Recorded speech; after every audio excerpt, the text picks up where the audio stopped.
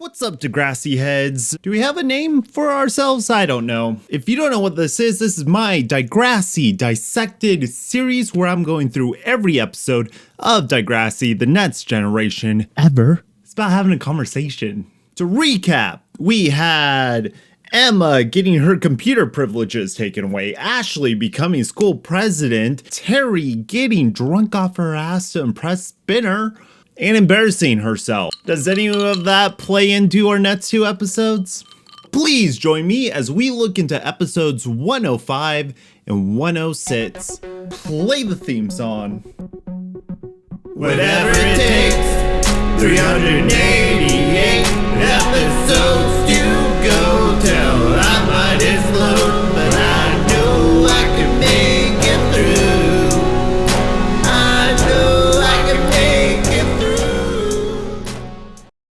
28 hours, 14 minutes, and 7 seconds. That is how long Toby has to get his shit together before his mom, ex-mom? What do you call like a mom that was part of the family and then get pushed out or leave? Just a deadbeat mom? Well, she has a career. 28 hours, 14 Would you stop minutes? with the countdown, please?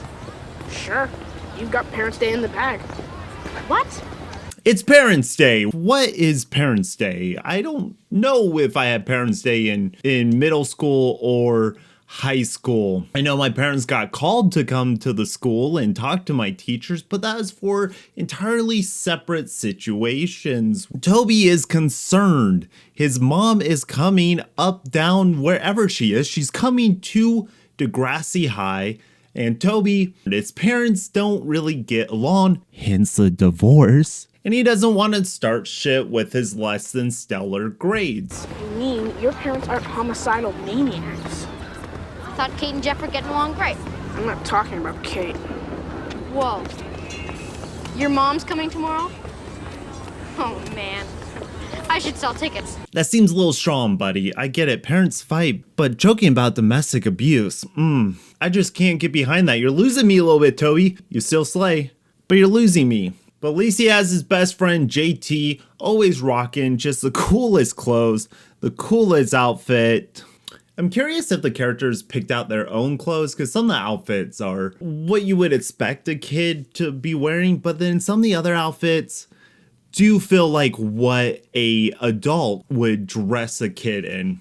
Are there any behind the scenes features on their costumes? Degrassi karaoke. There's a photo album on here. Character descriptions. Cast biographies. Deleted scenes. Oops and bloopers. Never heard oops before, but. And more than 100 extra features. Maybe I'll review all the bonus features as like a special episode.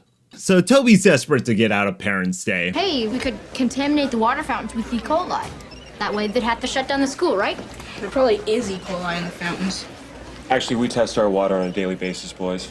That's not funny. Toby, first domestic abuse, now E. coli. This edgelord humor from the early 2000s doesn't work in this woke climate of today. But at least Snake is there to reassure that they do in fact check the water every day. Why is Snake using the children's fountains? Snake, your old buddy drinking water like this. It's not good for the back. I'm just looking out for you.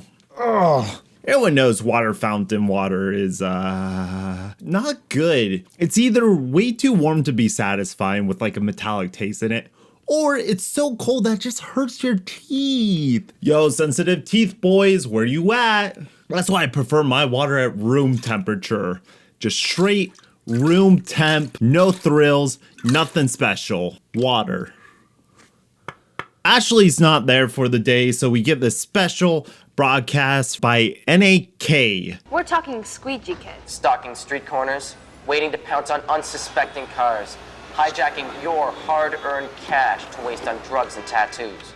News for kids by kids. I remember seeing a program sort of like this. It wasn't as localized. They're talking about squeegee kids, which are children who are so poor that they have to squeegee windows for money, for change to live. And it was like, ew, squeegee kids, they're so gross. Emma's this SJW over here saying, No, squeegee kids are poor. They live on the street and they wash windows. It's their living. My father says that if another one of those ragamuffins tries to dirty up his window, he'll call the mayor. He knows the mayor. It's just one of those days when you don't want to wake up. don't know if that's ever going to come and play again, but her dad knows the mayor. Very cool. These people deserve our respect. Just because they have to squeegee for a living doesn't make them less of a human than you or me. It sounds like sort of an epidemic if there's so many people, or maybe Degrassi is just so tiny that it's unavoidable because there's one road in, one road out. M's on her high horse. She's being a dick to everyone. She's like, yo, this news. I'm not gonna take it anymore. I'm my own person. They show us ads. How can we learn about the world and then be told to buy Nikes? Yes, it is in Emma's character to be this eco and socially conscious, as we saw in the first episode with M's admiration for Caitlin and the work that she does. I don't know if Emma's this perceptive. This seems a little too, at that age, yeah, I was kind of self-righteous. Maybe that was the most self-righteous I've ever been. Last week, NAK told us to join the army. What's tomorrow? A hole in the ozone is good because it makes a better tan? Finding out for the first time just how large of a scale injustices can be in the world, and you feel helpless and you're like, well, why is no one talking about this? Where were these perceptive skills when she was chatting online? I doubt that there was a show aimed at preteens in America in 2001 that were actively critical of the news media and how the news media was broadcasting to children. Maybe Degrassi's on the right side of history here. Turns out Ashley is there. She's just in the bathroom because she has a pimple. Again. Every time NAK claims your airspace, you go all manic depressive. Did she go to class? Did she tell the principal that she wasn't going to do the announcements? I don't understand how Simpson got the news. Oh, we don't have Ashley today, so we're watching this. We don't have Ashley today, but we do have this week's News About Kids broadcast. Ugh, NAK again. It's just one of those days. It's Degrassi setting up a scenario that seems like it makes sense, but then you dive a little deeper into it and you try thinking about like the actual economics of everything that's happening. Where would Ashley find an agent? Guys, Toby's mom is a casting agent. Terry, you rock. Casting for what? Casting for where? Doesn't matter. She's a casting agent, and that's all you need to know. This obviously grabs the attention of Paige. Heather even has an agent. You could totally get an agent. Heather St. Clair has an agent with that overbite. See, Ashley's got the look and TV experience. We get another mention of Heather St. Clair, and I'm so curious on the backstory. Who's the person that had this idea, this concept? Heather St. Clair is like this paradigm of everything everyone wants to be in school, and everyone knows her, everyone talks about her, but we never see her. It's like the neighbor from Home Improvement. Heather St. Clair almost feels like another step removed from that. We'll never hear her speak. I'm very curious, how close do they get to teasing her in these next episodes? They don't want us to think. They want us to become brain-dead NAK robots. What's with her? NAK Rage? They are trying to buy our brand loyalty and homeroom. Who are you talking to? I could talk, or I could take action. Imagine being her for a day. Why is Emma being portrayed as the here? All the other characters around her aren't jiving with her message. Maybe it's like a age perception thing. We agree with her friends when we're young. We all know someone who cares too much about shit as we get older, and it's like, no, Emma has a point. Like, yeah, this is weird. Why are we advertising to children? In that case, then I think the episode's doing something right. Paige, Paige and Spinner, they have no chemistry. Oh, Ashley's getting an agent? I could totally see her on TV. What? And you couldn't see me? I didn't say that. So you think I could get an agent too, right? Yeah, sure. Why not? Okay, so back to my joke. What? I don't know why Paige continues to hang out with Spinner. And he doesn't seem to really care about Paige, and yet Paige is still there. She likes him because she has power over him. That seems way too deep for anything that they're showing off in this episode. Em goes to the principal's office and she talks to Principal Radish, which this is one of the first full-on scenes we've had with Radish. Have you seen the new computers in the media immersion lab? 18 computers, thanks to NAK. In exchange, we show their morning broadcast. Whatever they want to report? But that's bribery. No, that's 18 new computers we wouldn't have otherwise. If Emma is so concerned with helping poor people, she should actually be on NAK's side because they're providing access to a resource in which less fortunate people could not afford themselves. If you take the metaphor further, politicians and media use each other to get what they want, and how you frame it for the public so the public accepts, just like a snake eating its own tail, and like we think we're progressive, but really we're just progressing with the message that we're being fed. Whoa! Degrassi is going so much further than I would have ever expected them to. We're only 5 episodes in. Where are we going from here? But if you feel strongly about it, write an opinion piece. Make sure you get it in by 4 o'clock. Make the Parents' Day edition. Radish gives her a good option. If you have grievances, if you have shit to say, write in the school paper. I wrote down Paige cringe. I don't remember the exact scene, so I'm just gonna play it. Which means I'll be the first person Toby's mother sees. Great. Unless she sees me first. What? Well, I am helping out tomorrow. Paige.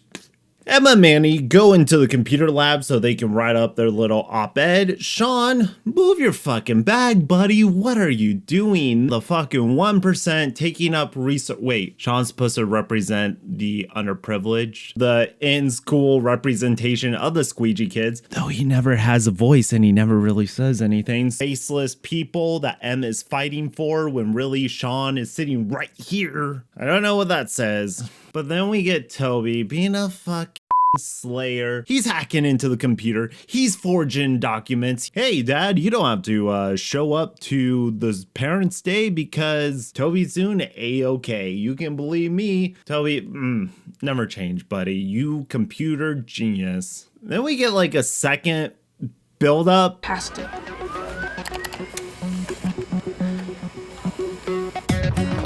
I thought we already heard the song. Why is it building up again? Emma runs her op-ed to Liberty. Liberty gives her shit because Liberty's a fucking Trying to run a professional operation. Even professional newspapers give extensions. It's 17 minutes. I suppose I can make an exception for you, but please try not to get used to it. Remember, as editor, I'm only as strong as my weakest link. I get it. You have a standard. You have a deadline. It's a school paper. Toby gives his letter to his dad, and his dad does not buy it for one goddamn second. Interesting choice of words from Mr. Simpson. No, you know, he's a computer guy. Writing isn't really his thing. Neither is spelling. 2 E's in premium. You're using a computer. Turn on spell check. Next time you want to forge my signature, maybe you should spell my name correctly. Especially your teacher's name. How did you misspell Simpson? Here we get a genuinely good scene. Everything that I was complaining about in family politics is rectified here. It's not like it used to be. So what? You don't want me to go? I want you to go. And I want her to go. I just don't want the two of you to go there together. This scene is great. Toby is actually low-key one of the better kid actors on this series. This scene's actually genuinely good, and it's followed up by another great scene that really just sets the mood and tone. You really feel like you're in a school environment. Just listen to the sound design. It's really great.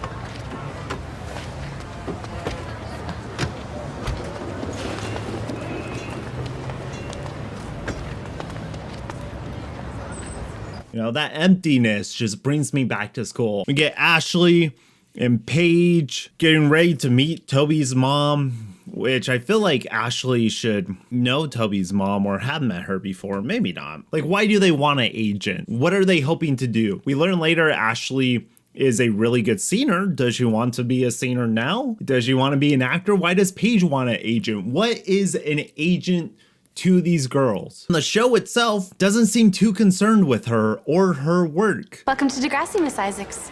Hi. Can I just say that is a great outfit? So avant-garde. Oh, thank you. Hold Renfrew. In the first episode, Caitlin's boyfriend was this LA director, douchebag. Now we have our second entertainment industry professional, and she's also a villain. She's not a good person. Toby? Jeff? I'm talking to you. This is Parents' Day. You're the parent. We're both the parents here, and we'll discuss it later, okay? We will discuss it now. Why aren't you helping Toby get his work in on time? Left Toby to pursue her career and just left her family? She's very judgmental. She puts the family down. I can't help but wonder, does this show have something against the entertainment industry as a whole? Is there a secret rivalry between the Canadian film industry and the American film industry? Maybe we'll find more evidence of this as we go on. You never know with Degrassi. I'm glad Simpson dressed up for Parents' Day. He looks real good. He put on his finest JCPenney shirt and his best tie to meet the parents. Em and her mom, which has she always been 7 feet tall? I don't remember when that change happened. Nothing wrong with that. Tall girls, there's a place in my heart for you too. So they're walking down the hall. And then Sean and his brother come out the door, which... So what, you have to watch this video every morning? Free computer's a free computer, man. What idiot wrote this? Excuse me? I wrote that.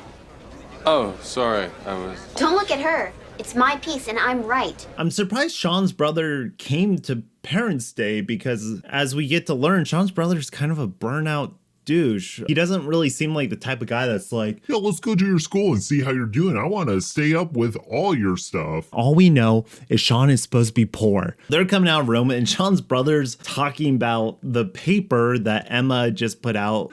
Why would Sean like, hey, this is our famous school newspaper, you should probably read this? Does Sean have anything to do with the paper? I don't understand. It's just so he can call Emma an idiot, and then Emma could get defensive, and then they argue and they split. I don't get it, you're the idiot. Emma. Look, it's not that serious. What? Expressing my opinion isn't important?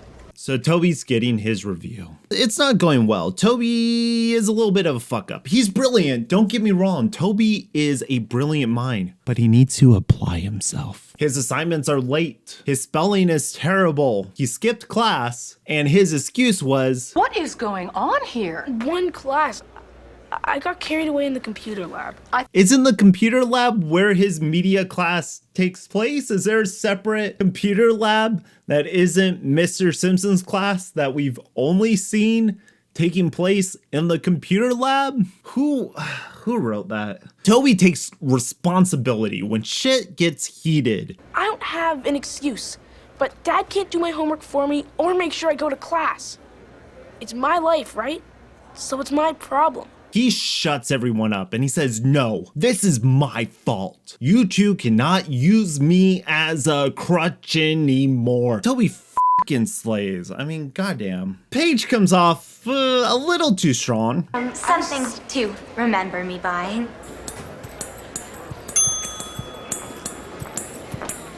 Why is Paige so unlikable? I don't understand. I also think it's kind of funny, as mentioned in the last episode, that Terry, she actually becomes a model. The actress becomes a model. She's the one that Toby's mom says has an interesting look. Fun and ironic. So we get our last scene of Em and Sean at the computers. Em apologizes to Sean.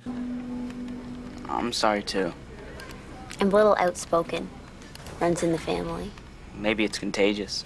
Did you hear my brother?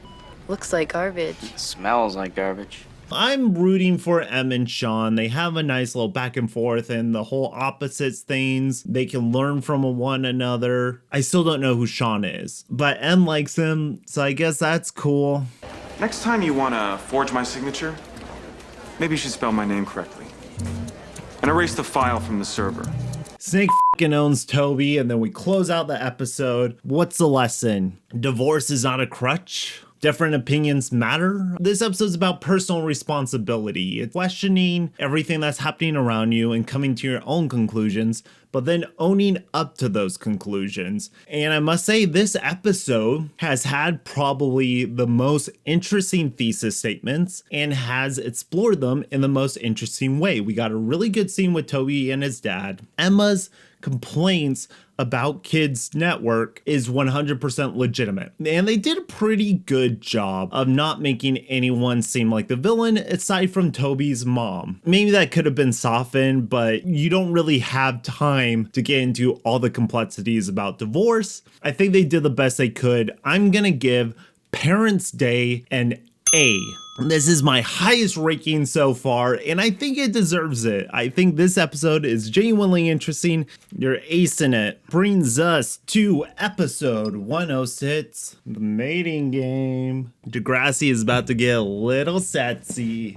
No thanks. This episode's about two romantic situations. We have Ashley and Jimmy, and then Toby and Emma. So we start off Ashley showing off a necklace that she has bought for her and Jimmy's 8 months, I can say 7 months, but 8 months. That's a weird, just like mouth movement. She shows off this necklace, a little gaudy for my taste, a little big, but hey, Jimmy's a cool guy. But then like 30 seconds later, they show that Jimmy's actually sitting right behind Ashley. Like, wouldn't he have noticed that Ashley's showing off her gift for him?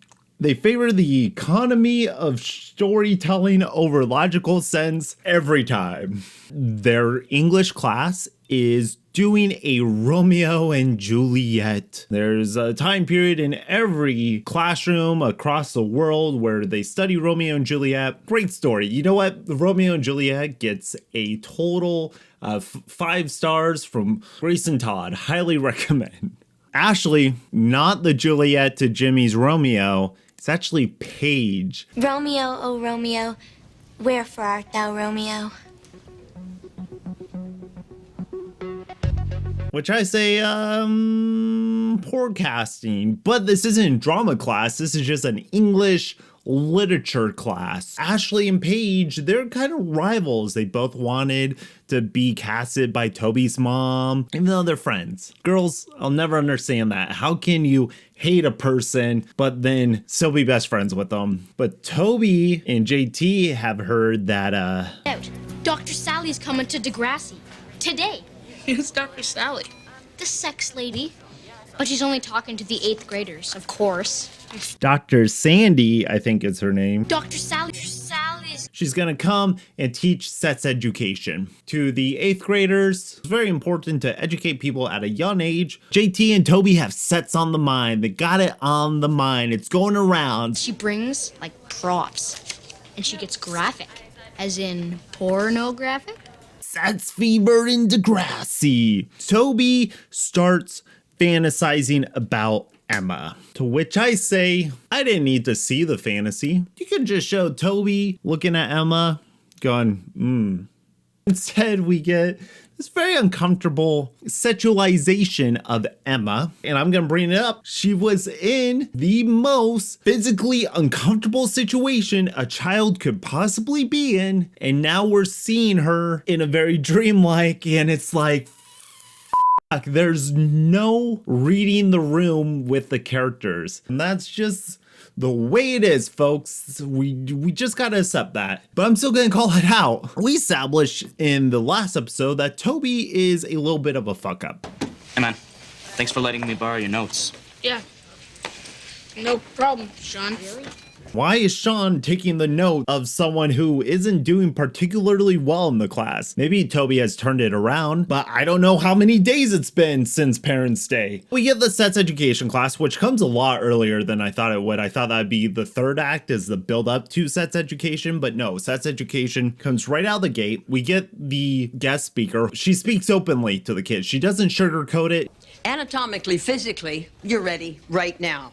But emotionally, psychologically, we're not sure. You have to be able to decide. Physically, you may be ready for sex, but what matters is who you are emotionally. I think that is probably the single greatest message Degrassi has put forward thus far. America, we have excelled in the realm of sexual education. A lot of that has to do with religious ties. You can talk about some things and not talk about other things. Do you even speak about the dirty acting children?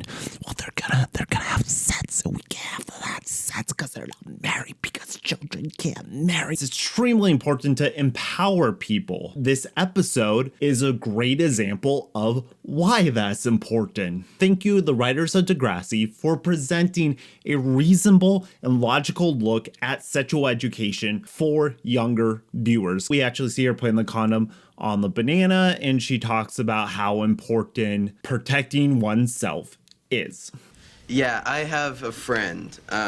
He's about my age. He and his girlfriend are like totally serious. I'm talking like 8 months serious. Spinner asks a question on their behalf, which I think is possibly the only account in the history of mankind when someone asks a sexually explicit question about a friend, they actually mean a friend. They've been together for 8 months. Is it cool for them to start f***ing? Makes Ashley and Jimmy uncomfortable. Like, that's not something you want out there. Dick move. Ashley mentions that the change she got was $50, which is a lot for a person to spend on a gift for an 8-month anniversary. Paige comes up and she's a total fucking dick. You've heard Jimmy's bored with me? Not at all. But if I were you, I'd make sure he wasn't. Before someone with a little more chemistry comes along. It basically tells Ashley, if you don't fuck him, I'm gonna fuck him. Then they use the Romeo and Juliet situation to portray that possible situation further in Ashley's mind. Jimmy and Paige kiss because Romeo and Juliet kiss. Why are they rehearsing it? This isn't a drama class. Why would the teacher be like, no, you have to kiss. That's in the script. So children kiss. Make out for me. Doing what you're doing, because your chemistry's great. Mom, Dad, so we're reading Romeo and Juliet in class. That's a good play. What part do you got? Well, I got Juliet. We were practicing today, and the teacher forced me and another student to kiss. Yeah, no, fuck that. Nope. Let's go straight to the principal. That... Degrassi is progressive in their sexual education. Maybe a little too progressive when it comes to English. I love you. You do know that physical violence violates the Degrassi Code of Conduct, don't you? Liberty keeps popping up in this episode. What are you talking about? What are you doing? She comes into the frame, and then she leaves the frame. They want you to remember that Liberty's a person, but we're not really gonna give her anything to do. Toby fucking slays though, and Toby appeals straight to Emma's sense of ecological self-righteousness. I was inspired after learning about Mama Ono to uncover the plight of other turtles. I saw this DVD in the video store the other day. It's a documentary on endangered species. We should watch it tomorrow night. Em mentions earlier that she wants to do a report on a very specific turtle, a very sad turtle. I don't know what the fuck she's talking about. He listened. Okay, there's a documentary on turtles. You and me, Emma, we should watch it. But then Manny's like, oh no, we should all watch it. Sean says no. Sean's like, I don't give a shit about no fucking turtles. Toby is taking a good measure to get to Em's heart. If he likes Emma showing interest in her interests, that's more than what Sean has done. Paige is such a unlikable fucking in this episode. She hasn't had an episode to explain who she is or her problems or explored any sort of dynamic for her so far. They want her to be mean, they want her to be sexual, they want her to take control and take advantage of everyone around her, and it's like, what are you trying to say with this character? Sean represents the unfortunate youth, Emma represents the self-righteous but ecologically conscious youth, Toby is the nerdy shy kid with a broken home.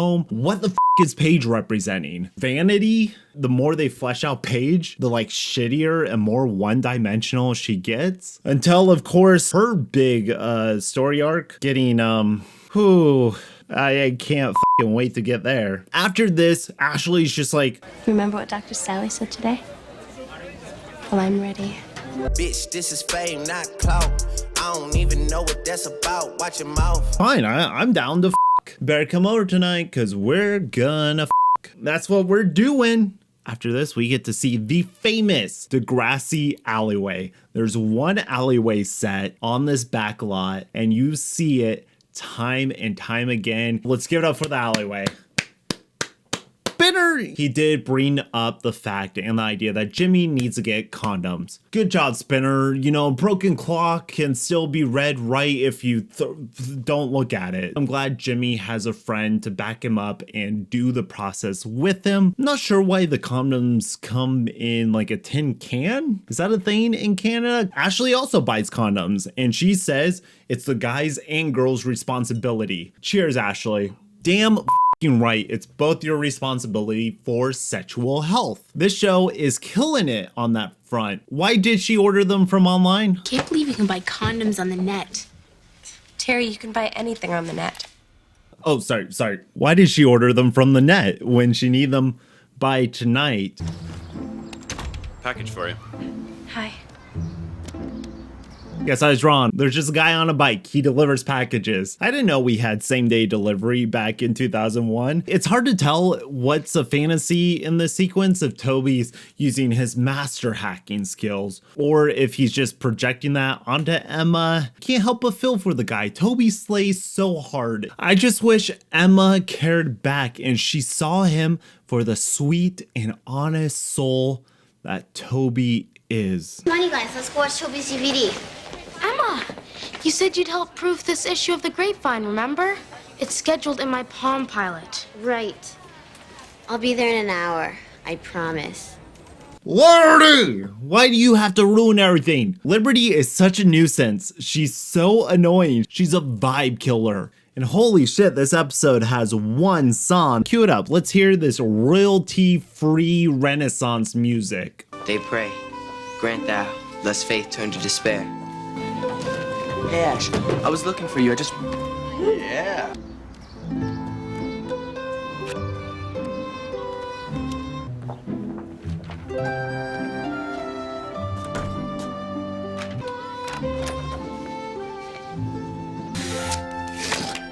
No. He was pretty cool about it. Entirely cool about it, actually.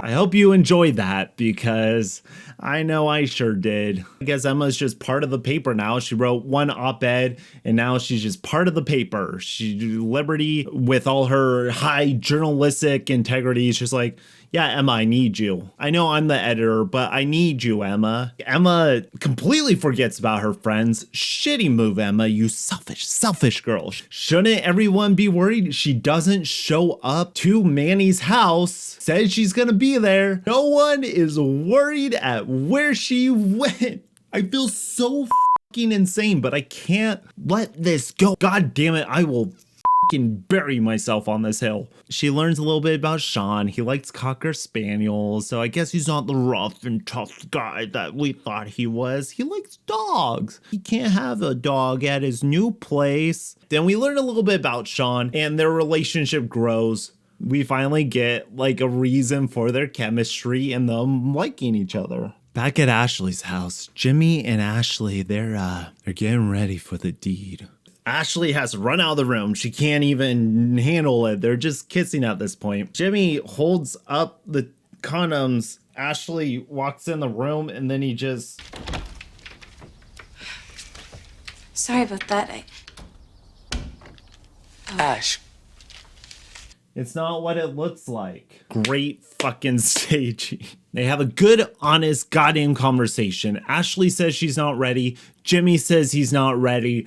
Boom! They learned something and they grew closer as a couple. Being honest to one another, which is the best scenario that could have happened from this show. They do even better by not having Spinner shame Jimmy or Jimmy feeling ashamed about it. They have mutually agreed to not have sexual intercourse. And I think this is the most positive reinforcement of that idea between physical and emotional readiness for sexual intercourse.